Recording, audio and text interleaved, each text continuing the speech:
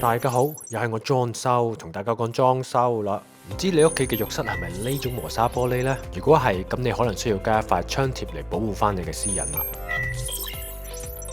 今次嘅裝備好簡單，可能大家屋企已經有㗎啦。我哋需要一把間尺、一個水刮、拉尺、戒刀同埋噴樽。